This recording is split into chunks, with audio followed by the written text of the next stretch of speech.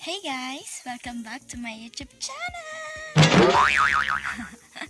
Ganito tayo ngayon. So for today's video, ang gagawin ko pong video is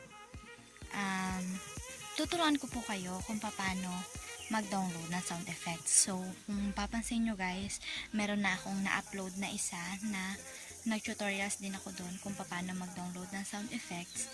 Pero ngayon, ang gagawin ko is doon kasi tayo magda-download sa YouTube.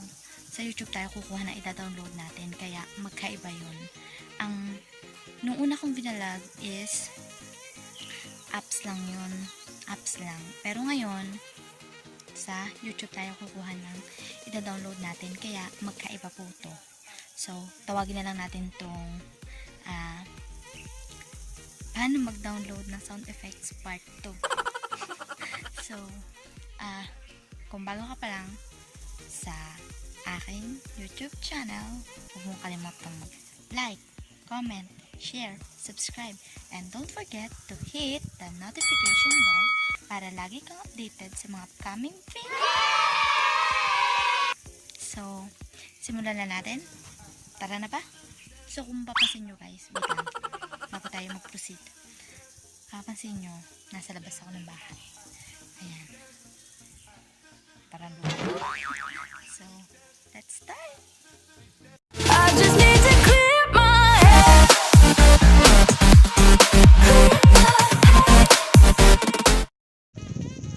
Hey guys, nandito na naman ako sa panibagong video ko ng tutorials. So, mapapansin niyo po dun sa una kong vlog is ang aking tinuro is kung paano mag-download ng sound effects. Pero hindi ang gamit natin is YouTube. Pero ngayon, since sa YouTube tayo kukuha ng ida-download natin, so ituturo ko sa inyo ngayon. So, ito na. First, punta tayo sa YouTube. Ayan, ito. Pindutin natin yan. And, magsa-search tayo ng ating gustong sound effects. For example is boink sound effects. Ayan, ito. So, ang pipiliin ko is ito. Ayan. Pakinggan natin. Ayan. Pagkatapos niyan, pindutin nyo tong share. Ayan. Ayan. Pindutin nyo yan, share.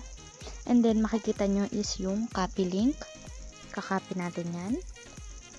Pag nakopy na natin yan, back tayo. Punta tayo sa Chrome. Ito. Punta tayo sa Chrome. And then, search natin is MP3 Juice. Ayan. So, makikita nyo to. Ito yung pipindutin nyo. Ayan. So, ipipaste natin dito yung ating ikinapiling kanina. So, ito. Search. Ayan. Pagkatapos nyan, makikita nyo yung download. Pindutin natin yung download. Ayan. Naglo-loading. Ayan. Nag-download na siya and eto, nakalagay na is ayan. Naka-screen recording kasi po ako kaya makikita nyo dyan yung ano niya. So, na-download na natin siya. Download complete, nakalagay. Paano natin yan makikita? 'Di ba meron kayong nag-edit kayo na inyong vlog sa kung ano mang editan ninyo.